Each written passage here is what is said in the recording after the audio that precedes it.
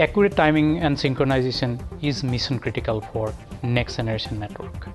It's even more important when you consider real-time video services. Cisco's recent VNI index projects a 26-fold increase in mobile traffic over the next 5 years, with mobile video accounting for 60% of the traffic in 2015.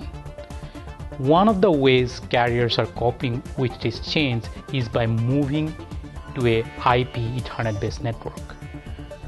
And in conjunction with that, carriers need to move to a packet-based timing delivery mechanism such as 1588 as they migrate to a IP Ethernet-based network. Carriers have been delivering frequency and synchronization for the traditional network, for the existing services for a long time, but the network is evolving. There is 4G LTE services, there is small cell deployment that is coming. All of that imposes new requirement for timing and synchronization model. Many of the cell towers today have lease lines which provides timing reference for those over a T1E1 network. However, that is an extra cost when you look at a packet-based backhaul network. Sync provides a Ethernet alternative to the T1E1 model, but similar to T1E1, Sync cannot provide both phase and frequency synchronization. It can only provide frequency synchronization.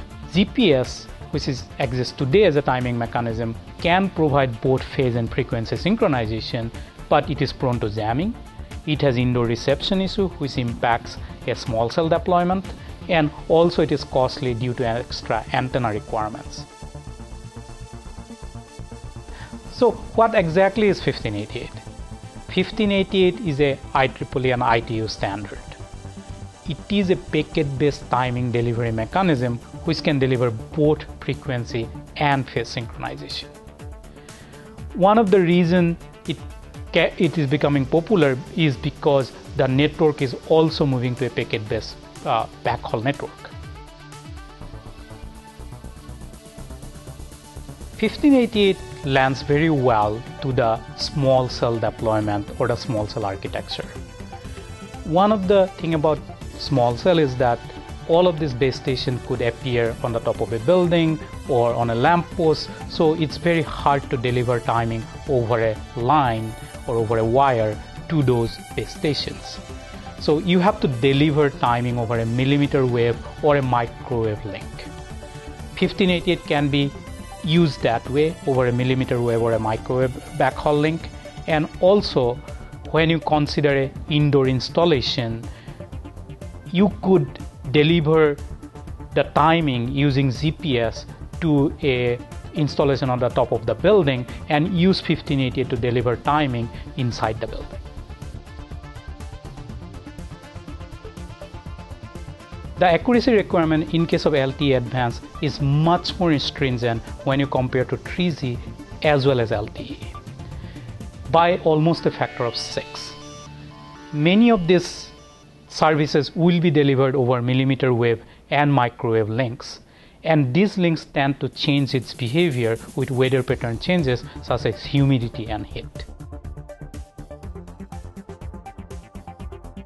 1588 depends on transferring what we call timestamps over the network to convey the timing from the source to the base stations.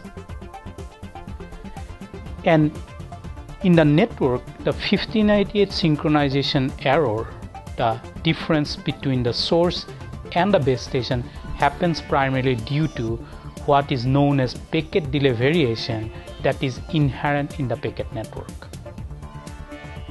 Now, there are different ways to compensate for packet delay variation within the network, and the accuracy of those implementation determines the accuracy of your 1588 implementation.